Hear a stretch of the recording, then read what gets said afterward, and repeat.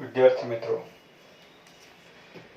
આપણે હવે ગણોમાં રહેલા સભ્યોની સંખ્યા પર આધારિત કુટ પ્રશ્નો, વ્યવહારિક પ્રશ્નોનો અભ્યાસ કરવાનો છે.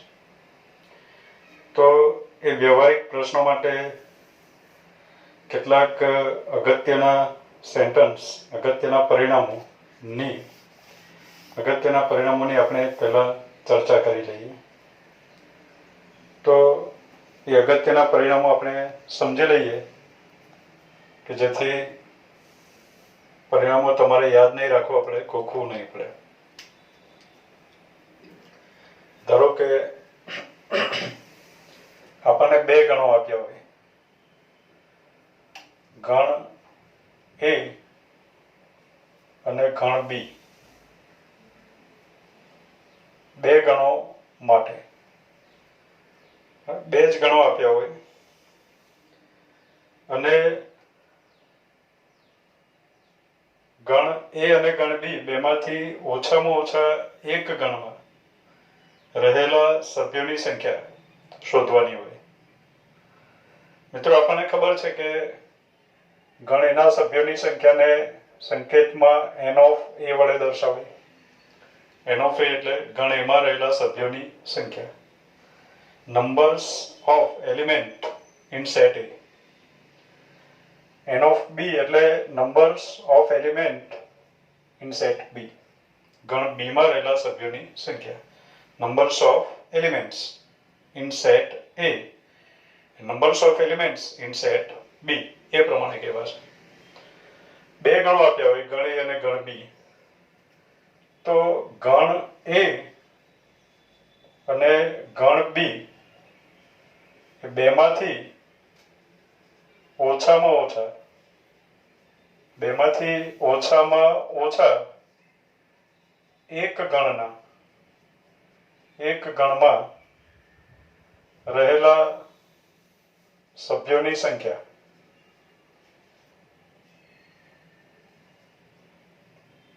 ગણ A અને ગણ B બે ગણોમાંથી ઓછામાં ઓછા એક ગણમાં, એટલે ફક્ત એમાં હોય તો પણ ચાલશે, ફક્ત બીમાં હોય તો પણ ચાલશે, બંનેમાં હોય તો પણ ચાલશે. એ સભ્યો ઓછામાં ઓછા એક ગણમાં છે એમ કહેવાશે. તો ઓછામાં ઓછા એક ગણમાં રહેલા સભ્યોની સંખ્યા એટલે જ એને બીજી રીતે ગણ A માં હોય અથવા ગણ B માં હોય તેવા સભ્યોની સંખ્યા. બીજા નંબર હું સેન્ટેન્સ બોલ્યો એમાં ખ્યાલ આવી ગયો છે કે ગણ A માં હોય અથવા ગણ B માં હોય તેવા સભ્યો એટલે A યોગ B ના સભ્યોની સંખ્યા. ગણ A અને ગણ B બે માંથી ઓછામાં ઓછા એક ગણમાં રહેલા સભ્યોની સંખ્યા એટલે જ A માં હોય અથવા B માં હોય. A અથવા B માં એટલે A માં હોય અથવા B માં હોય મીન્સ કે ફક્ત એમાં હોય એવા સભ્ય પણ એમાં આવે, ફક્ત B માં હોય એવા પણ આવશે અને A અને B બંનેમાં હોય એવા પણ આવશે. દરેક સભ્યની ગણતરી ખાસ ક્લિયર કરજો, દરેક સભ્યની ગણતરી એક જ વખત થાય, કેમ કે ગણમાં દરેક સભ્ય એક જ વખત હોય છે. તો ઓછામાં ઓછા એક ગણમાં રહેલા સભ્યોની સંખ્યા એટલે જ n ઓફ a યોગ b એમ કહેવાશે. એને જ આપણે કહીશું n ઓફ a યોગ b. હવે મિત્રો, આપણે n ઓફ a યોગ b ના સભ્યોની સંખ્યા મેળવવી છે. આપણને a ના સભ્યોની સંખ્યા આપી છે, b ના સભ્યોની સંખ્યા આપી છે એમ સમજીએ. તો આનું સૂત્ર આપણે વેન આકૃતિ દ્વારા સમજીએ. n ઓફ a યોગ b નું સૂત્ર આ જે છે એને આપણે કહીશું સાર્વત્રિક ગણ u. આ ગણ a છે, બીજો ગણ b છે. a યોગ b ના સભ્યોની સંખ્યા એટલે આ જે સભ્યો છે આમાં જેટલા પણ સભ્યો છે દરેક સભ્યની ગણતરી આપણે એક વખત કરવાની છે. આટલા ભાગના આ જે ભાગ છે એ દરેક સભ્યની ગણતરી આપણે એક વખત કરવાની હોય છે. તો એ દરેક સભ્યની ગણતરી કરવા માટે આપણે શું કરશું? આમાં આ જે ગણ છે આ ગણ A કહેવાશે. મિત્રો, ક્લિયર કરી લો, આ ગણ A છે. આ જે વર્તુળ છે એ ગણ B નો પ્રદેશ છે. ગણ B વર્તુળાકાર પ્રદેશ વડે એને દર્શાવ્યો છે. અને આ જે ભાગ છે આ ક્લિયર બોલો છો, આ જે ભાગ છે એ A છેદ B ના સભ્યો છે. A છેદ B કહેવાય છે. A છેદ B અંદર સભ્યોની સંખ્યા લખી હોય તો એ સભ્યોની સંખ્યા અને સભ્ય લખ્યા હોય તો A છેદ B ના સભ્યો. એટલે આ જે છે એમાં સભ્યોની સંખ્યા પણ લખી શકો અને સભ્ય લખો તો પણ ચાલે. તો આ ગણ A છે, ગણ B છે અને આ જે ભાગ છે A છેદ B છે. આ ભાગ વચ્ચેનો જે ભાગ છે A છેદ B ગણ A માં પણ છે અને ગણ B માં પણ છે. બંનેમાં સામાન્ય છે. બંનેનો સામાન્ય પ્રદેશ એટલે A છેદ B. એટલે આ જે ભાગ છે એને આપણે કહીશું A છેદ B. આ A છેદ B છે. આખું વર્તુળ ગણ A છે, આખું વર્તુળ ગણ B છે. હવે મિત્રો આપણે A યોગ B ના સભ્યોની સંખ્યા જાણવી છે. એટલે આ ભાગના સભ્યોની સંખ્યા જાણવી છે. તો એના માટે આપણે શું કરશું, ગણ A ના સભ્યોની સંખ્યા જેટલી હશે એટલી લખી દઈશું. ગણ A ના સભ્યોની સંખ્યા આ જે વર્તુળ છે એમાં જેટલા સભ્યો હોય એ બધા લખી દઈશું. અને આખા વર્તુળમાં જે સભ્યો છે એટલે એ ગણ A ના સભ્યો છે. તો ગણ A ના સભ્યોની સંખ્યા એટલે n of A. ગણ A ના સભ્યોની સંખ્યા એમ કહેવાશે, n of A. ત્યાર પછી n of A એટલે એ કોઈ સંખ્યા છે, એને સરવાળા બાદબાકીમાં લખી શકાય. ગણ વચ્ચે સરવાળા બાદબાકી નહીં આવે. ગણ વચ્ચે યોગ ક્રિયા, છેદ ક્રિયા એ પ્રમાણે ગણ વચ્ચેની ક્રિયા આપણે સમજાવ્યું છે આગળ. વાસ્તવિક સંખ્યાઓ વચ્ચે સરવાળા બાદબાકી આવશે. હવે n of A એટલે એ સંખ્યા છે, શૂન્ય અથવા કોઈ પ્રાકૃતિક સંખ્યા છે n of A. એટલે ગણ એના સભ્યોની સંખ્યાની આપણે ગણતરી કરી દીધી, એ આપણે ગણી લીધા એમ સમજો, એ લઈ લીધા. હવે ગણ B ના સભ્યોની સંખ્યા ગણી લે, આખો ગણ B એટલે plus n of B. B ના સભ્યોની સંખ્યા ગણી લો. એટલે A યોગ B ના સભ્યોની સંખ્યા મેળવવું હોય તો આપણે શું કર્યું, ગણ A ના સભ્યો ગણી લીધા, એમાં જેટલા સભ્યો છે બધાની ગણતરી કરી લીધી, n of A લખ્યું એટલે પ્લસ n of B લખ્યું એટલે ગણ B ના બધા સભ્યોની ગણતરી થઈ ગઈ. હવે આપણે શું કરવાનું, A યોગ B એટલે આ જે ભાગ છે એના દરેક સભ્યની ગણતરી આપણે એક એક વખત કરવાની. આ બધામાં જેટલા સભ્યો હોય બધાની ગણતરી એક એક વખત કરવાની. દાખલા તરીકે અહીંયા A B C છે, અહીંયા XY છે ને અહીંયા PQR છે. તો ગણ એમાં ABC XY એટલે 5 સભ્ય લખાઈ ગયા. ગણ B માં XY PQR એટલે 5 સભ્ય એમ લખાઈ ગયું. એટલે ગણ એના સભ્ય આપણે ગણી લીધા, ગણ B ના સભ્ય ગણી લીધા. દરેક સભ્યની ગણતરી ક્લિયર કરો. દરેક સભ્યની ગણતરી આપણે એક જ વખત કરવાની છે. તો મિત્રો આપણે શું કર્યું, ગણ A ના સભ્યોની સંખ્યા ગણી ત્યારે આ ભાગ આવી ગયો. ગણ B ના સભ્યોની સંખ્યાની ગણતરી કરી ત્યારે પણ આ ભાગ આવી ગયો. ક્લિયર કરો કે આપણે દરેક સભ્યની ગણતરી કેટલી વખત કરવાની છે, એક વખત. અને એમાં આ જે ભાગ છે એની ગણતરી આપણે 2 વખત કરી લીધી, 2 times. આ ભાગ છે એટલે કયો, A છેદ B. એના સભ્યોની ગણતરી આપણે 2 વાર કરી. ગણતરી કરવાની છે એક વખત. ગણમાં દરેક સભ્ય એક જ વખત આવે. આપણે સમજ્યા કે ગણ એમાં ધારો કે ABC બરાબર, અહીંયા XY હોય, આ જગ્યાએ PQR હોય, તો ગણ A ના સભ્યોની સંખ્યા 5, ગણ B ના સભ્યોની સંખ્યા 5, તો XY ને આપણે 2 વાર ગણી લીધો. એ પ્રમાણે આપણે શું કર્યું, n of A plus n of B લખ્યું એટલે આ જે ભાગ છે એમાં જેટલા સભ્યો છે એની ગણતરી આપણે 2 વખત કરી છે. એની ગણતરી આપણે એક જ વખત કરવાની છે.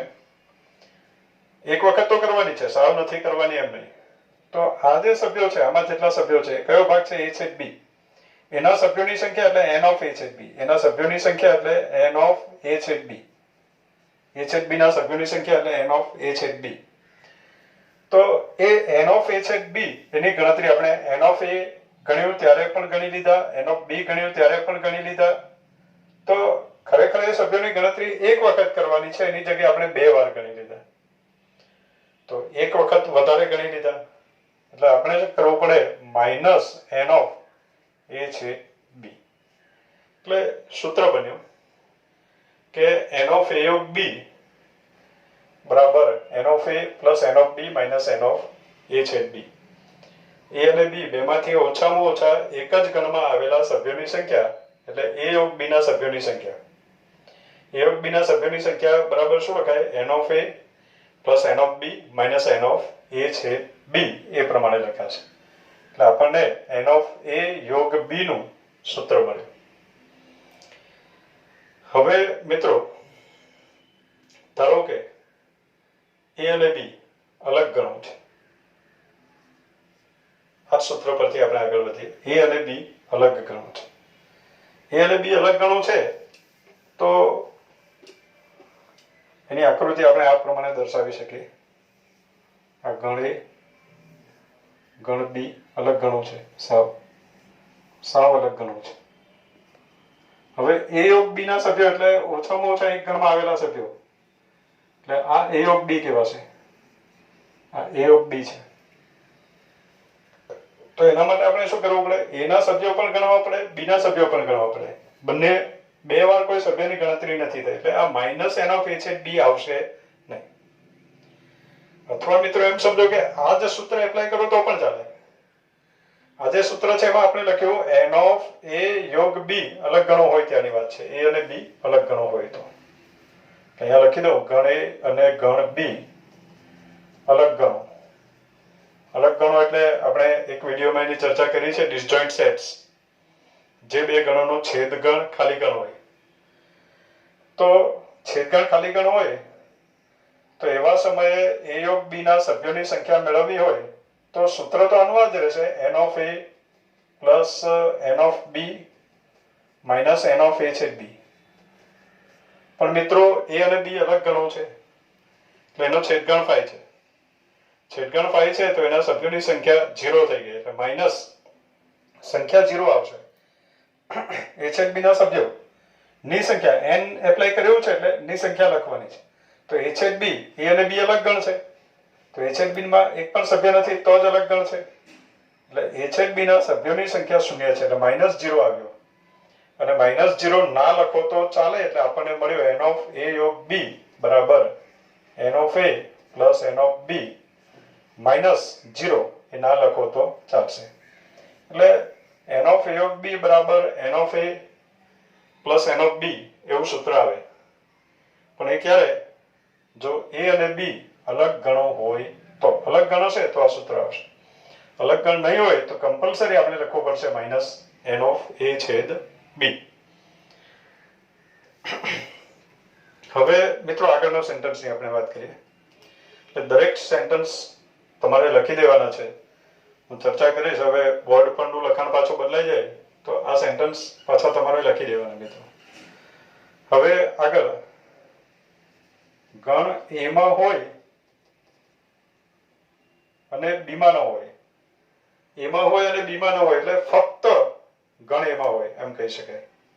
ફક્ત ગણ a માં હોય તેવા સભ્યોની સંખ્યા. ફક્ત a માં, b માં નહીં હોવા જોઈએ. દાખલા તરીકે આપણે વાત કરીએ કે અહીંયા x y z abc આપણે એવું બોલ્યા આગળ ઉદાહરણમાં a b c અહીંયા x y એમ લઈ લો, અહીંયા p q r લઈ લો. તો ફક્ત ગણ એમાં હોય તેવા સભ્યોની સંખ્યા.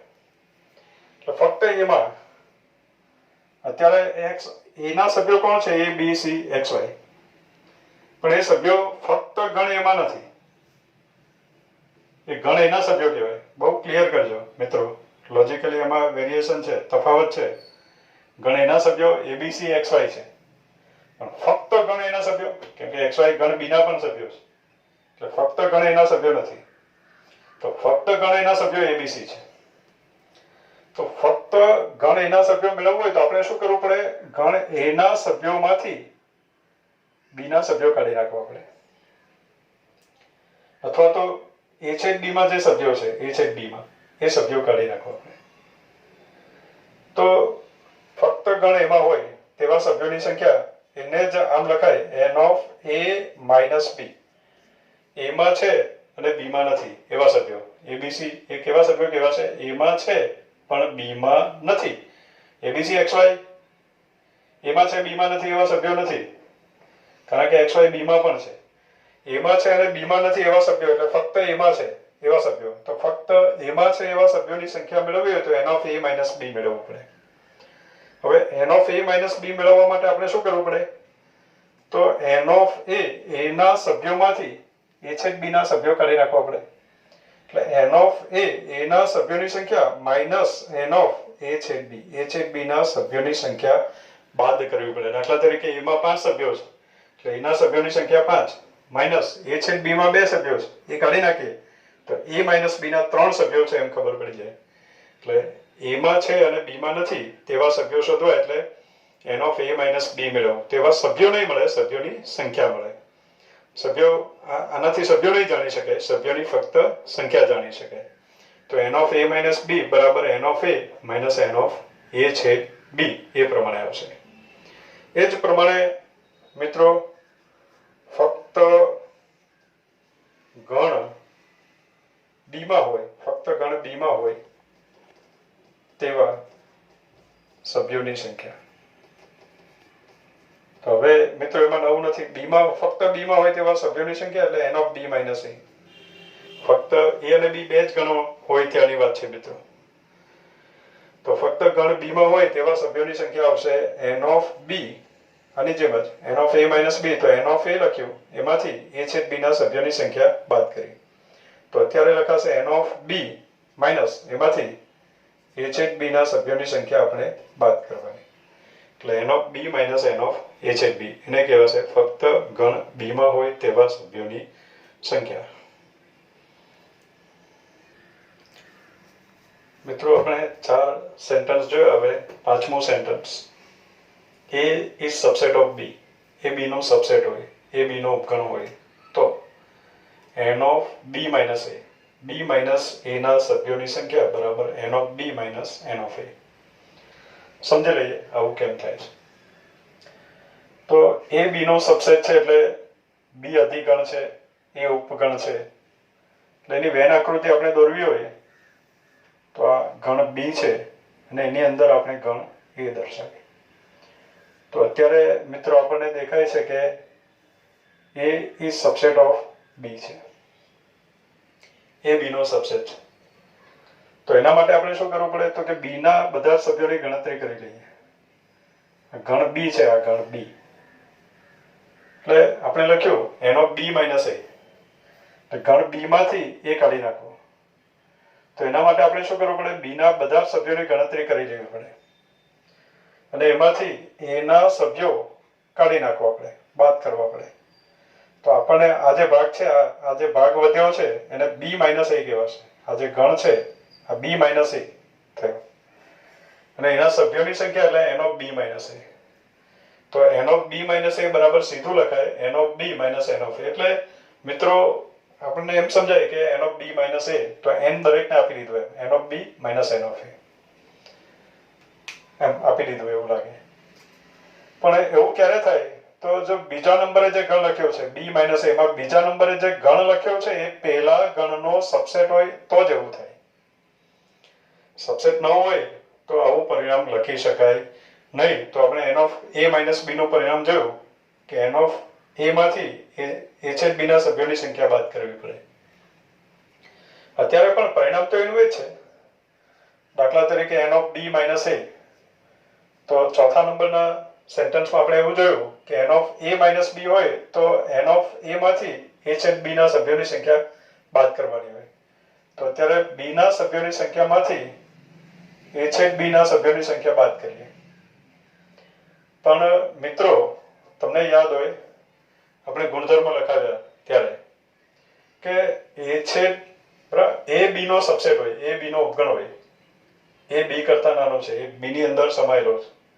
a b નો ઉપગણ છે તો a છેદ b બરાબર a અને b નો છેદગણ કરો તો a જ આવે, બંનેનો છેદમાં a જ આવે, એ કોમન આવે, આટલો ભાગ કોમન આવે. એ a માં પણ છે અને b માં પણ છે. તો n ઓફ a છેદ b બરાબર a લખાય, a છેદ b ની જગ્યાએ લખાય. એટલે n ઓફ a છેદ b ની જગ્યાએ થઈ ગયું n ઓફ a, એટલે થઈ ગયું n of b minus n of a. વેનાકૃતિથી પણ સ્પષ્ટ જોઈ શકાય કે b માઇનસ એટલે આ સભ્યોની ગણતરી કરવી છે.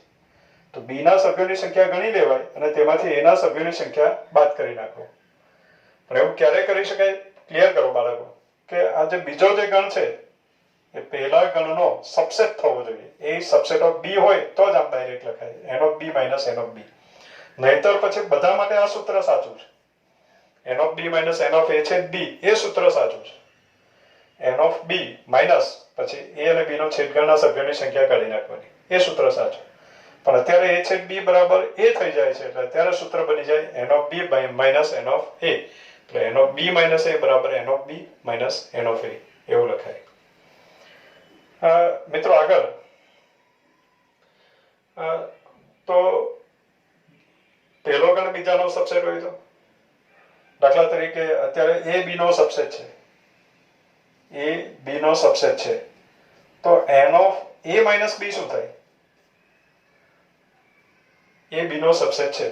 હવે એમાંથી બી ના બધા સભ્યો કાઢી નાખો તો એ તો બિચારો ખાલી થઈ ગયો. એના બધા સભ્યો બી માં છે. હવે એમાંથી એ માઇનસ બી એટલે એમાં છે અને બી માં નથી એવા તો એક પણ સભ્ય જ નથી. એટલે એન ઓફ એ માઇનસ બી બરાબર 0 આવશે, કારણ કે એ માઇનસ બી 5 છે.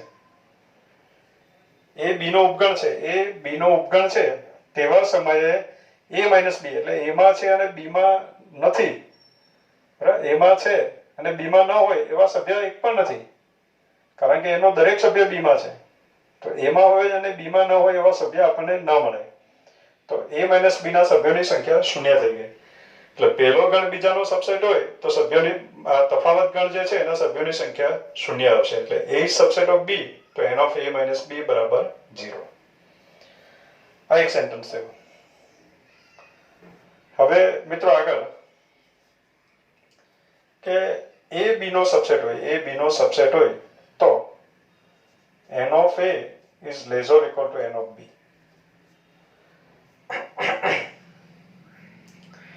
એ બી નો સબસેટ હોય, એ બી નો ઉપગણ હોય તો એના સભ્યોની સંખ્યા બી ના સભ્યોની સંખ્યા કરતા નાની હોય અથવા સમાન હોય. દાખલા તરીકે અહીંયા દેખાય છે એ બી નો સબસેટ છે, તો આપણને એમ લાગે છે કે એના સભ્યોની સંખ્યા એમાં ઓછા સભ્યો હશે, બી માં વધારે હશે, એટલે એના સભ્યોની સંખ્યા બી ના સભ્યોની સંખ્યા કરતા ઓછી છે. તો તમને એમ થશે સમાન ક્યારે? તો હું અહીંયાથી આમ એ કાઢી નાખું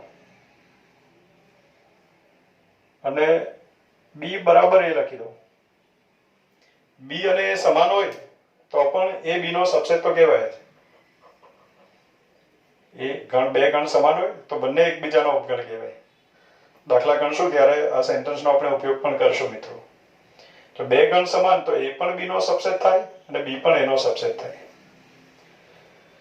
તો અહીંયા સભ્યોની સંખ્યા તો કે એમાં જેટલા સભ્યો છે એટલા જ બી માં છે. એટલે જો એ પ્રોપર સબસેટ હશે, પ્રોપર અંદર આવી ગયો પ્રોપર સબસેટ, ઉચિત ઉપગણ, આપણે એ પણ શબ્દ સમજ્યા છે. તો ઉચિત ઉપગણ હશે તો એના સભ્યોની સંખ્યા બી ના સભ્યોની સંખ્યા કરતા નાની થાય, ઓછી થાય. અને સમાન હશે, અનુચિત ઉપગણ હોય, સમાન હોય તો એવા સમયે સભ્યોની સંખ્યા સરખી થાય. એટલે એ બી નો ઉપગણ હોય તો એના સભ્યોની સંખ્યા અને બી ના સભ્યોની સંખ્યા વચ્ચે આ સંબંધ આવે, લેસ ઓર ઇક્વલ ટુ નો. સીધી વાત છે, એના બધા સભ્યો બી માં છે તો એના સભ્યોની સંખ્યા કાં તો નાની હોય, હવે સબસેટ છે તો સમાન પણ હોઈ શકે, ત્યારે સભ્યોની સંખ્યા સરખી હશે. એટલે એના સભ્યોની સંખ્યા બી ના સભ્યોની સંખ્યા કરતા કાં તો નાની હોય કાં તો સમાન હોય. લોજિકલી મિત્રો તમે પણ તમારી રીતે પાછા વિચારતા રહેજો.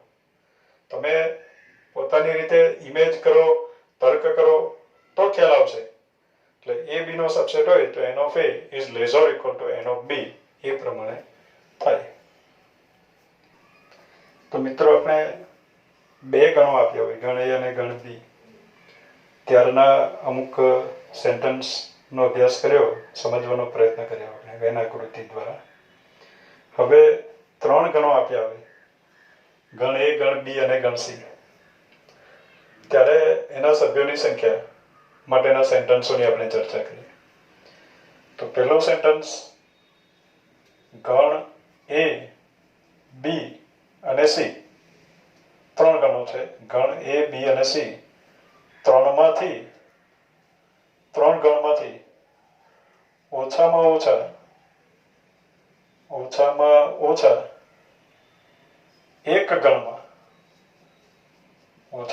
એક ગણમાં આવેલા સભ્યોની સંખ્યા. હવે 3 ગણો છે A, B અને C.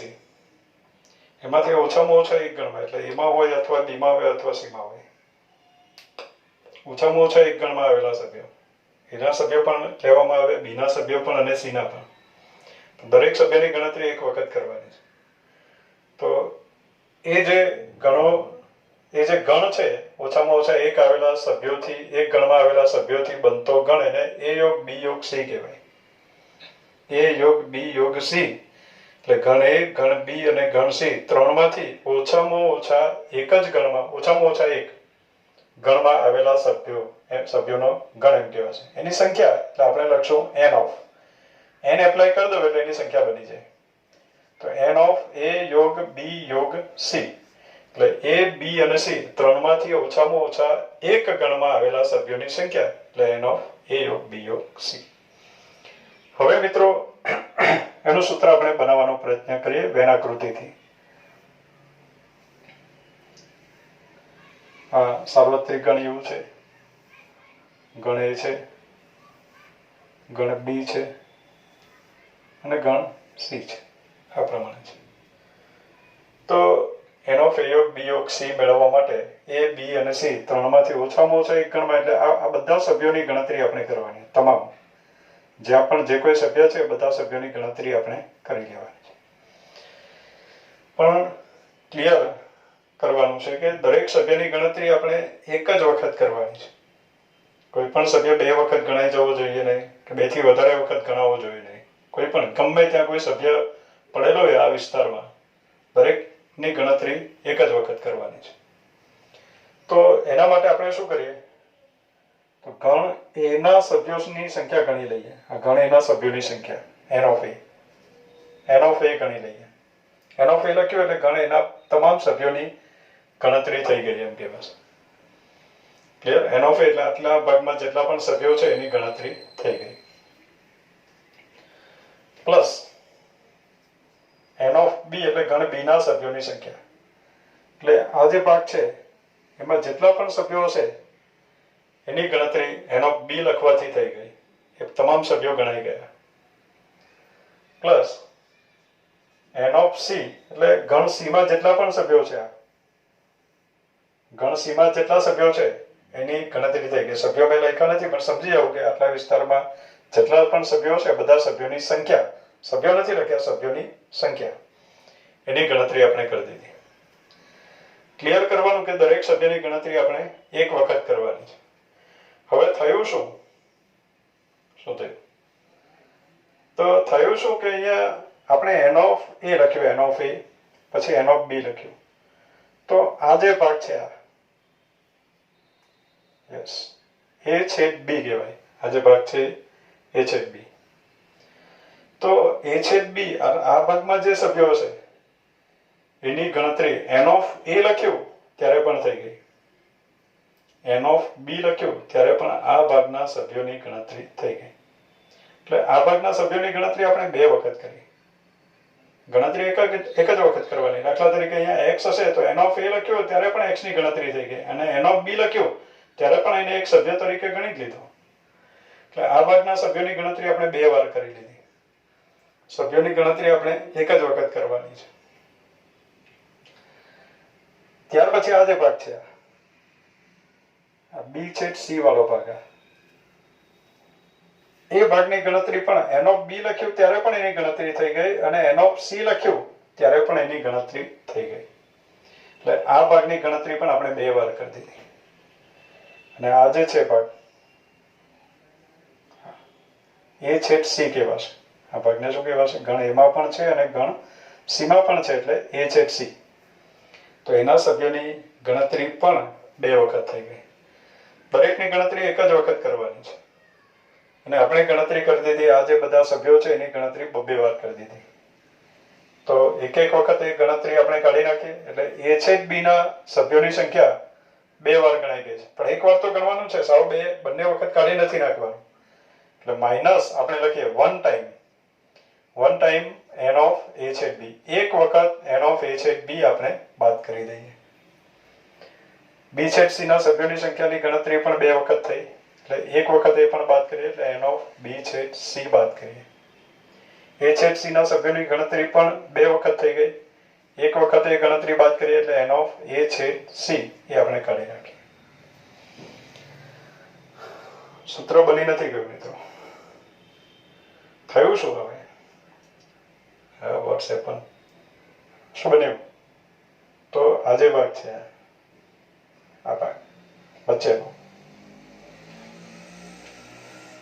વિચારો આજે ભાગ છે ને. શું કેમ વિચારો કીધું? આ વચ્ચેનો જે ભાગ છે આ પ્રદેશ, ત્રિકોણીય પ્રદેશ જેવો દેખાય છે. તો એ જે પ્રદેશ છે એ છેદ બી છેદ સી કહેવાય. એ પ્રદેશને આપણે શું કહેવાનું છે? એ છેદ બી છેદ સી છે. એ ગણ એમાં પણ છે, ગણ બીમાં પણ છે અને ગણ સીમાં પણ છે. હવે એમાં જે સભ્યો છે, કોઈ સભ્ય તો હશે અહીંયા, તો એના જે સભ્યો છે એનું શું થયું? તો આપણે ગણ એની ગણતરી કરી ત્યારે એની ગણતરી થઈ ગઈ એટલે એ સભ્ય ગણાઈ ગયો. બીના સભ્યોની ગણતરી કરી ત્યારે પણ આ સભ્યો ગણાઈ ગયો. સીના સભ્યો ગણ્યા ત્યારે પણ ગણાઈ ગયો. મિત્રો એને આપણે 3 વખત ગણી લીધા. 3 ટાઈમ્સ. પૂરું નથી થયું હજુ. આ સભ્યોની ગણતરી 3 વખત કરી લીધી. પછી શું કર્યું? એ છેદ બી ના સભ્યોની સંખ્યા કાઢી નાખી એક વખત. તો આ સભ્યો પણ સાથે સાથે નીકળી ગયા. એ છેદ બી છેદ સી ના સભ્યો પણ સાથે નીકળી ગયા. એટલે n of a plus n of b plus n of c કર્યું ત્યારે એ 3 વખત ગણાઈ ગયા. ગણવાનું છે આપણે એક વખત. ક્લિયર કરજો. એક વખત ગણવાનું છે. ગણ્યા છે 3 વખત. હવે એ છેદ બી ના સભ્યોની સંખ્યા કાઢી નાખી ત્યારે આ સભ્યોની સંખ્યા નીકળી ગઈ. એટલે એક વખત એ બાદ થઈ ગયો. બી છેદ સી ના સભ્યોની સંખ્યા બાદ કરવાની છે ત્યારે પણ એ સભ્યો નીકળી ગયા. બી છેદ સી માં બાદ કર્યું, બી છેદ સી બાદ કર્યું ત્યારે પણ એ નીકળી ગયા. એટલે એ સભ્યોની સંખ્યા બીજી વાર બાદ થઈ ગઈ. એ છેદ સી બાદ કર્યું ત્યારે પણ એ સભ્યો નીકળી ગયા. એટલે આ જે એ છેદ બી છેદ સી છે એની ગણતરી 3 વખત કરી અને 3 વખત એને કાઢી પણ નાખ્યા. એટલે એ છેદ બી છેદ સી ના જે સભ્યો છે એને ગણી તો લીધા 3 વાર, 3 વાર બાદ પણ કરી નાખ્યા. તો એક વખત તો ગણતરી કરવાની એટલે આપણે લખવું પડે પ્લસ 1 ટાઈમ, બરાબર, 1 ટાઈમ્સ n ઓફ a છેદ b છેદ c. એટલે આપણને સૂત્ર મળ્યું n ઓફ, બહુ અગત્યનું સૂત્ર છે મિત્રો, n ઓફ a યોગ b યોગ c ઓછામાં ઓછા એક ગણમાં આવેલા સભ્યોની સંખ્યા n ઓફ a યોગ b યોગ c એનું સૂત્ર છે n of a plus n of b plus n of c minus n of a છેદ b minus n of b છેદ c minus n of a છેદ c. n ઓફ a છેદ b છેદ c એટલે a b અને c ત્રણેય ગણમાં આવેલા સભ્યોની સંખ્યા એમ કહેવાશે. હવે મિત્રો 3 ગણ આપ્યા હોય આપણને, ગણ a, ગણ b અને ગણ c, અને બરાબર 2 ગણમાં આવેલા સભ્યોની સંખ્યા શોધવાની હોય. એક્ઝેક્ટ 2 ગણમાં. આગળની આપણે વેન આકૃતિ કાઢી નાખી છે, ફરીથી દોરીએ. ગણ a, ગણ b અને ગણ c. તો બરાબર 2 જ ગણમાં આવેલા સભ્યોની સંખ્યા. તો મિત્રો પહેલા ક્લિયર કરવું પડે, પહેલા એ ખબર પડવી જોઈએ આપણને કે બરાબર 2 ગણમાં આવેલા સભ્યો નો સમૂહ કયો છે, એનો પ્રદેશ કયો છે. કયો પ્રદેશ? એક્ઝેક્ટ બરાબર 2 એટલે કે એક્ઝેક્ટ 2. 2 થી વધારે પણ નહીં અને 2 થી ઓછા પણ નહીં. એવા સભ્યો દર્શાવતો પ્રદેશ આપણે નક્કી કરવો પડે. તો મિત્રો એ પ્રદેશ આ પ્રમાણે આવશે. આ જે પ્રદેશ છે એ એક્ઝેક્ટ 2 ગણમાં છે. એ અને બી બંનેમાં છે. એક્ઝેક્ટ 2 માં, 2 થી વધારેમાં પણ નથી, 3 ગણમાં નથી, ત્રણેયમાં નથી, અને 2 થી ઓછામાં પણ નથી, એકમાં છે એવું પણ નહીં કહી શકાય. એક્ઝેક્ટ 2 ગણમાં છે. એટલે એક્ઝેક્ટ 2 ગણમાં આવેલા સભ્યોથી બનતો પ્રદેશ આ પ્રદેશ છે બાળકો. આમાં જેટલા પણ સભ્યો છે એ એક્ઝેક્ટ 2 ગણમાં આવેલા છે એમ કહેવાશે. આ એક્ઝેક્ટ a અને b માં છે, એક્ઝેક્ટ b અને c માં છે, આ એક્ઝેક્ટ a અને c માં છે. એટલે એક્ઝેક્ટ એટલે કે બરાબર, 2 થી વધારે પણ નહીં અને 2 થી ઓછા પણ નહીં. તો બરાબર 2 જ ગણમાં આવેલા સભ્યોની સંખ્યા આપણે ગણવી છે. તો એના માટે આપણે શું કરશું? આ સભ્યો ગણી લઈએ. a છેદ b ના સભ્યો ગણી લઈએ. એટલે n ઓફ a છેદ b પ્લસ b છેદ c ના સભ્યોની સંખ્યા ગણી લઈએ. n ઓફ b છેદ c પ્લસ a છેદ c ના સભ્યોની સંખ્યા ગણી લઈએ. n ઓફ a છેદ c. a છેદ b એટલે આખો ભાગ આવ્યો મિત્રો. એના સભ્યોની સંખ્યા વત્તા b છેદ c ના સભ્યોની સંખ્યા વત્તા a છેદ c ના સભ્યોની સંખ્યા. તો આ જે ભાગ છે એ આપણે ગણવાનું જ નથી બિલકુલ. આમાં જે સભ્યો છે એની સંખ્યા આપણે એની ગણતરી નથી કરવાની, પણ આપણે n ઓફ a છેદ b લખ્યું ત્યારે એની ગણતરી થઈ ગઈ. n ઓફ b છેદ c લખ્યું ત્યારે પણ એની ગણતરી થઈ ગઈ, અને n ઓફ a છેદ c લખ્યું ત્યારે પણ એની ગણતરી થઈ ગઈ. એટલે ખરેખર ગણવાનું છે 0 વખત અને ગણી નાખ્યા 3 વખત. એટલે આપણે લખવું પડે -3 ટાઈમ્સ n ઓફ a છેદ b છેદ c. આ પ્રમાણે લખવું પડે. ત્યાર પછી આગળ મિત્રો ત્રીજું સેન્ટેન્સ. ઓછામાં ઓછા 2 ગણમાં આવેલા સભ્યોની સંખ્યા.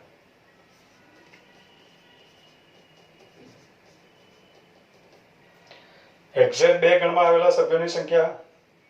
હવે ઓછામાં ઓછા 2 ગણમાં એટલે 2 ગણમાં હોય અથવા તેથી વધારેમાં હોય. આ તમામ સભ્યો 2 ગણમાં છે અને અહીંયા જે સભ્યો છે એ 3 ગણમાં છે. એટલે આ જે સભ્યો છે બધા એમ કહેવાશે કે 2 અથવા 2 થી વધારે ગણમાં છે. આ સભ્ય 2 ગણમાં નથી, આ ફક્ત એમાં છે, બીજે કશે નથી, એક જ ગણમાં છે. એટલે 2 અથવા 2 થી વધારે ગણમાં આવેલા સભ્યો નો પ્રદેશ એટલે આ પ્રમાણે આવશે. હવે એના સભ્યોની સંખ્યા મેળવવા માટે આપણે શું કરશું? તો n ઓફ a છેદ b ગણીએ, a છેદ b ના સભ્યોની સંખ્યા ગણીએ, વત્તા b છેદ c ના સભ્યોની સંખ્યા n ઓફ b છેદ c plus n of a છેદ c. હવે આ જે સભ્યો છે આ a છેદ b છેદ c વાળો પ્રદેશ, આગળ પણ ચર્ચા કરી છે કે આ a છેદ b છેદ c પ્રદેશ છે, એનો પ્રદેશ છે.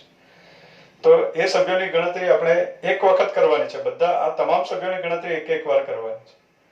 પણ n ઓફ a છેદ b લખ્યું ત્યારે એની ગણતરી કરીએ, b છેદ c લખ્યું ત્યારે પણ એની ગણતરી કરીએ, n ઓફ a છેદ c લખ્યું ત્યારે પણ એની ગણતરી કરીએ. એટલે ગણતરી કરવાની છે એક વાર અને કરી નાખી છે 3 વાર. એટલે આપણે લખવું પડે -2 ટાઈમ્સ n ઓફ a છેદ b છેદ c. આ પ્રમાણે લખવું પડે. એટલે વેન આકૃતિની મદદથી મિત્રો સભ્યોની સંખ્યા નક્કી કરતા આવડે એટલા માટે આ બધા સેન્ટેન્સ આપણે સમજીએ છીએ. હવે એ જ પ્રમાણે આગળ આપણે એમ કહી શકીએ કે ફક્ત ગણ a ના સભ્યોની સંખ્યા, ફક્ત ગણ એમાં, એટલે એ અને માત્ર એમાં દેખાવો જોઈએ, અન્ય કોઈ ગણમાં દેખાવો જોઈએ નહીં. તો ફક્ત ગણ એના સભ્યોની સંખ્યા ગણવા માટે આપણે શું કરશું? તો એના બધા સભ્યોની સંખ્યા લખી દઈશું. એના સભ્યોની સંખ્યા n ઓફ a. પણ એમાં થયું શું? એમાં તો આ સભ્યો પણ આવી ગયા. આપણે તો ફક્ત એના સભ્યોની સંખ્યા, ફક્ત એના સભ્યો એટલે મિત્રો આ ભાગ કાઢી નાખો. આ બધું ફક્ત એના સભ્યો એટલે આ જે ભાગ છે આ ભાગ એ ફક્ત ગણ એમાં છે. એટલે આટલા જ સભ્યોની ગણતરી કરવાની છે. આ જે ડિઝાઇન છે એમાં જેટલા સભ્યો છે એની જ ગણતરી કરવાની. તો આપણે શું કર્યું? એના સભ્યોની સંખ્યા લખી દીધી. હવે એમાં આ બધા સભ્યો આવી ગયા તો એમાંથી આપણે a છેદ b ના સભ્યોની સંખ્યા કાઢી નાખીએ. એટલે -n ઓફ a છેદ b. a છેદ c ના સભ્યોની સંખ્યા પણ કાઢી નાખ્યા, -n ઓફ a છેદ c. આ સભ્યોની સંખ્યા આપણે કાઢી નાખવી હતી. હવે એના સભ્યોની સંખ્યા લખીએ એટલે આ બધા સભ્યોની ગણતરી થઈ ગઈ એક વખત. a છેદ b ના સભ્યો નીકળી ગયા એટલે આ સભ્યો નીકળી ગયા, b છેદ c a છેદ c ના સભ્યો નીકળી ગયા એટલે આ સભ્યો નીકળી ગયા. પણ આજે છે એનું શું થયું? તો n ઓફ a લખ્યું ત્યારે એની ગણતરી થઈ ગઈ, n ઓફ a છેદ b કાઢી નાખ્યું ત્યારે નીકળી ગયો, a છેદ c કાઢી નાખ્યું ત્યારે નીકળી ગયો. એટલે ગણ્યો એક વખત. ગણવાનું છે આપણે 0 વખત, અને ગણવાનું નથી બિલકુલ, 0 વખત ગણવાનું છે. આપણે ફક્ત આટલા જ સભ્યોની ગણતરી કરવાની છે. આ સભ્યોની ગણતરી 0 વખત કરવાની છે. પણ આપણે શું કર્યું? એન ઓફ એ લખ્યું ત્યારે એની ગણતરી કરી એક વખત, પછી એન ઓફ એ છેદ બી બાદ કર્યું ત્યારે એક વખત એને બાદ કરી નાખ્યું, એન ઓફ એ છેદ સી બાદ કર્યું ત્યારે બીજી વખત બાદ કર્યું. એટલે ગણવાનું છે 0 વખત, અને આપણે કર્યું એક વખત ગણ્યું અને 2 વખત બાદ કર્યું, એટલે -1 ટાઈમ ગણી લીધું. આપણે વધારે પડતું બાદ કરી નાખ્યું. તો 0 વખત ગણવું છે ને આપણે -1 ટાઈમ્સ એ છેદ બી છેદ સી ના સભ્યોની સંખ્યા ગણી લીધી છે. તો એક વખત એ સભ્યો પાછા ઉમેરી દઈએ. એન ઓફ એ છેદ બી છેદ સી એ પ્રમાણે લખાશે. એટલે ફક્ત ગણ એના સભ્યોની સંખ્યા લખવી હોય તો એન ઓફ એ બરાબર N of A minus N of A છેદ બી ના સભ્યો કાઢી નાખીએ, માઇનસ એન ઓફ એ છેદ સી અને પ્લસ એન ઓફ એ છેદ બી છેદ સી. આ પ્રમાણે આવશે. એ જ પ્રમાણે મિત્રો આગળ ફક્ત ગણ બી ના સભ્યોની સંખ્યા પણ લખી શકાય. નંબર 5 આપીને લખી દઉં, ફક્ત ગણ બી માં રહેલા સભ્યોની સંખ્યા. તો ફક્ત ગણ બી માં રહેલા સભ્યોની સંખ્યા એને આપણે લખશું એન ઓફ બી. બી માંથી જેમ એ માંથી એ છેદ બી અને એ છેદ સી બાદ કરીએ એમ બી માંથી N of B minus N of A છેદ B minus N of B છેદ સી. એ છેદ બી અને બી છેદ સી આ ભાગ આપણે કાઢી નાખીએ અને એ છેદ બી છેદ સી ઉમેરી દઈએ. એન ઓફ એ છેદ બી છેદ સી. હા, સમજોતી આગળ જેમ વેન આકૃતિમાં આપણે સમજ્યા ફક્ત ગણ એના સભ્યો માટે, એ પ્રમાણે તમે આ સૂત્ર બનાવી શકશો. એ જ પ્રમાણે ફક્ત ગણ સી માં રહેલા સભ્યોની સંખ્યા. તો ફક્ત ગણ સી માં રહેલા સભ્યોની સંખ્યા એટલે એન ઓફ સી ના સભ્યોની સંખ્યા, એમાંથી ગણ સી ના સભ્યોની સંખ્યા એનામાંથી આ બી છેદ સી ના સભ્યો કાઢી નાખીએ અને એ છેદ સી ના સભ્યો કાઢી નાખીએ. માઇનસ એન ઓફ એ છેદ C minus N of B છેદ સી. આ જે સભ્યો છે વચ્ચેના એ છેદ બી છેદ સી એ સભ્યોની સંખ્યાની ગણતરી 0 વખત કરવાની છે. આપણે એક વખત ગણી 2 વખત બાદ કરી એટલે માઇનસ 1 વખત ગણી લીધી. આપણે ગણવાની છે 0 વખત એટલે પ્લસ 1 વખત એન ઓફ એ છેદ બી છેદ સી આપણે કરવું પડે. એટલે આ પ્રમાણે થયું. ફક્ત ગણ એમાં, ફક્ત ગણ ડી માં અને ફક્ત ગણ સી ના સભ્યોની સંખ્યાની આપણે ગણતરી કરી. આગળ મિત્રો 7મું સેન્ટેન્સ આપણે જોઈએ.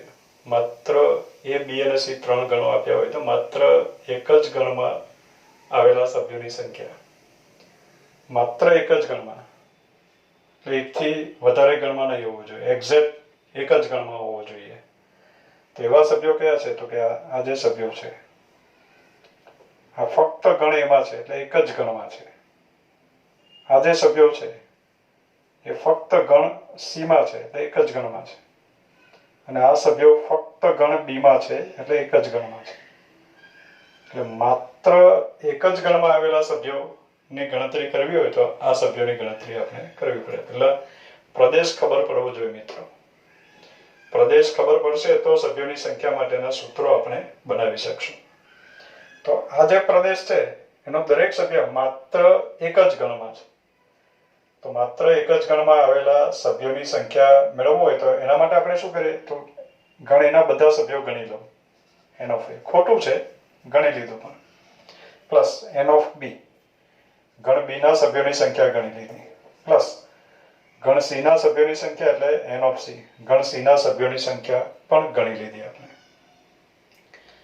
હવે મિત્રો આપણે તો ફક્ત આટલો જ ભાગ ગણવો છે. એન ઓફ એ ગણ્યું એટલે આ એ છેદ બી વાળો જે ભાગ છે એમાં જેટલા સભ્યો હશે એમાં એન ઓફ એ ગણ્યું ત્યારે પણ એની ગણતરી થઈ ગઈ અને એન ઓફ બી ગણ્યું ત્યારે પણ એની ગણતરી થઈ ગઈ.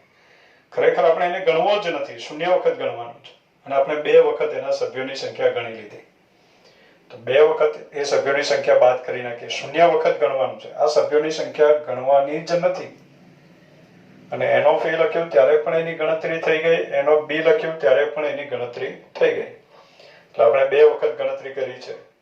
0 વખત ગણવું છે તો અહીંયા લખીએ -2 ટાઈમ્સ એન ઓફ એ છે બી. એ જ પ્રમાણે આ જે પ્રદેશ છે બી છેદ સી નો પ્રદેશ, એની પણ ગણતરી 2 વાર થઈ ગઈ. એન ઓફ બી લખ્યું ત્યારે ગણતરી થઈ ગઈ અને એન ઓફ સી લખ્યું ત્યારે ગણતરી થઈ ગઈ. શૂન્ય વખત ગણવાનું છે ને 2 વખત ગણ્યું તો બંને વખત આપણે બાદ કરી નાખીએ એટલે -2 ટાઈમ્સ એન ઓફ બી છેદ C, 2 times n of B છેદ સી. અને એ છેદ સી વાળો જે ભાગ છે એની પણ ગણતરી આપણે 2 વાર કરી દીધી. એ ગણ્યો ત્યારે પણ ગણાઈ ગયો અને સી ગણ્યો ત્યારે પણ ગણાઈ ગયો. તો -2 ટાઈમ્સ એન ઓફ એ છેદ સી કરાશે. થયું શું? આ જે ભાગ છે એ છેદ બી છેદ સી નું શું થયું? નથી ગણવાનું, એ શૂન્ય વખત ગણવાનું છે. પણ એન ઓફ એ ગણ્યું ત્યારે એ આવી ગયો, એન ઓફ બી ગણ્યું ત્યારે આવી ગયો, એન ઓફ સી ગણ્યું ત્યારે આવી ગયો, એટલે 3 વાર ગણી લીધા. એન ઓફ એ છેદ બી બાદ કર્યું ત્યારે એ પાછો નીકળી ગયો, પણ 2 વખત નીકળી ગયો. એન ઓફ બી છેદ સી બાદ કર્યું આપણે 2 ટાઈમ્સ એન ઓફ બી છેદ સી બાદ કર્યું એટલે 2 વખત પાછો નીકળી ગયો. એન ઓફ એ છેદ સી ના સભ્યો 2 વખત બાદ કર્યા ત્યારે એ 2 વખત પાછો નીકળી ગયો. એટલે ગણવાનું છે શૂન્ય વખત, પણ એને n of A, n of B અને એન ઓફ સી ગણ્યું ત્યારે 3 વખત ગણી લીધા. એ છેદ બી, બી છેદ સી અને એ છેદ સી ના સભ્યો કાઢી નાખ્યા ત્યારે 2 ને 2 4 ને 2 6 વખત એને બાદ કર્યા. 3 વખત ગણ્યા અને 6 વખત એને બાદ કર્યા. શૂન્ય વખત ગણવાનું છે, આથી 3 વખત ગણીને 6 વખત બાદ કરી લીધા એટલે આપણે -3 વખત એની ગણતરી કરી છે. વધારે પડતો બાદ કરી નાખ્યું છે.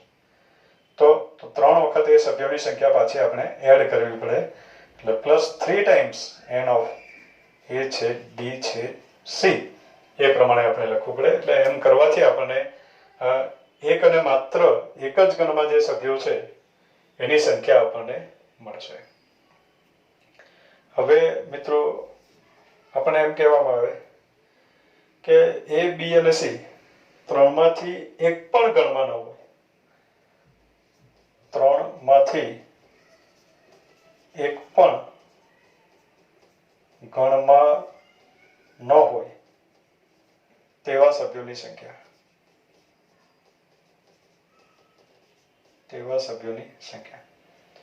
આ જે સભ્યો છે આમ કરી દો.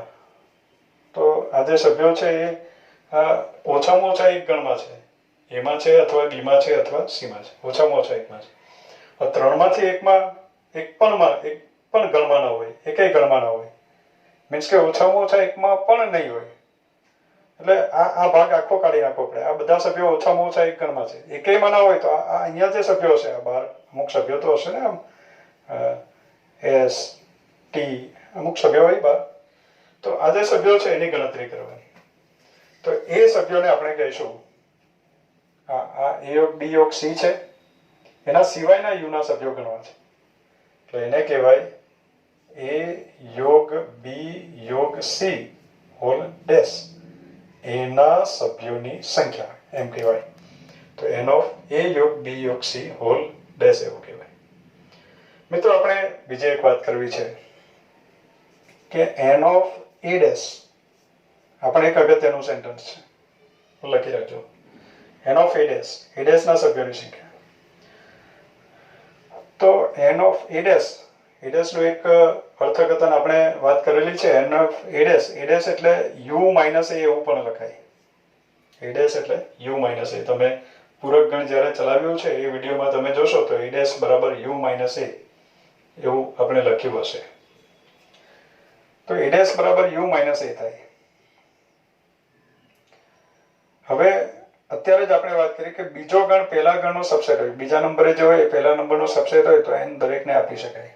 તો અત્યારે એ તો સાર્વત્રિક ગણનો તો સબસેટ હોય જ, સાર્વત્રિક ગણના તો બધા જ સબસેટ છે. તો આ બીજો ગણ પહેલા ગણનો સબસેટ છે તો એને આપણે દરેકને આપી શકીએ. એટલે N of U minus N of A લખાય. એટલે એન ઓફ એ ડેશ માટે એક નવું સૂત્ર ધ્યાનમાં રાખવાનું. એન ઓફ એ ડેશ એટલે N of U minus A, એટલે જ N of U minus N of A એમ પણ લખાય. આ પણ ધ્યાનમાં રાખજો મિત્રો. તો અત્યારે એન ઓફ એ યોગ બી યોગ સી હોલ ડેશ છે અને એ સમજી લો તો એન ઓફ એ ડેશ જેવું છે. તો એને લખાય N of U minus N of A યોગ બી યોગ સી. આ પ્રમાણે થશે. એટલે N of U minus N of A યોગ બી યોગ સી. હવે એન ઓફ એ યોગ બી યોગ સી શું થાય તો એ 3 ગણોમાં પહેલા નંબરનું જે સૂત્ર આવ્યું એમાં આવી ગયું. એટલે આપણે આટલું યાદ રાખશું. જરૂર પડે તો પછી આનું સૂત્ર હવે માઇનસ કરીને મૂકી શકાય. n of a યોગ b યોગ c એટલે n of a plus n of b plus n of c minus n of a છેદ b minus n of b છેદ c minus n of a છેદ c plus n of a છેદ b છેદ c એવું સૂત્ર આપણે જોયું છે. પહેલું જ સૂત્ર 3 ગણો માટે પહેલું સૂત્ર એ માઇનસ કરીને આખું સૂત્ર કૌંસમાં મૂકીને પછી આ સભ્યોની સંખ્યાની ગણતરી કરી શકાય. તો મિત્રો છતાં કોઈક અમુક સેન્ટેન્સો છૂટી જતા હોય, મોટાભાગના સેન્ટેન્સોનો આપણે સમાવવાનો પ્રયત્ન કર્યો છે. દરેક સેન્ટેન્સને આપણે વેન આકૃતિ દ્વારા સમજાવવાનો પ્રયત્ન કર્યો છે. તમે પણ આ દરેક સેન્ટેન્સ લખો, સૂત્ર તમે જાતે બનાવો વેન આકૃતિની મદદથી, પછી આપણા સેન્ટેન્સ સાથે એને ચેક કરો. કારણ કે હવે પછીના જે દાખલા છે એ કુટ પ્રશ્નો છે, વ્યવહારિક પ્રશ્નો, સભ્યોની સંખ્યા ગણવા માટે. જો આની પ્રેક્ટિસ કરશું તો એ દાખલામાં સરળતા રહેશે. જો કે દાખલામાં આપણે કોઈ સૂત્ર ગોખીને એનો અભ્યાસ નથી કરવાનો.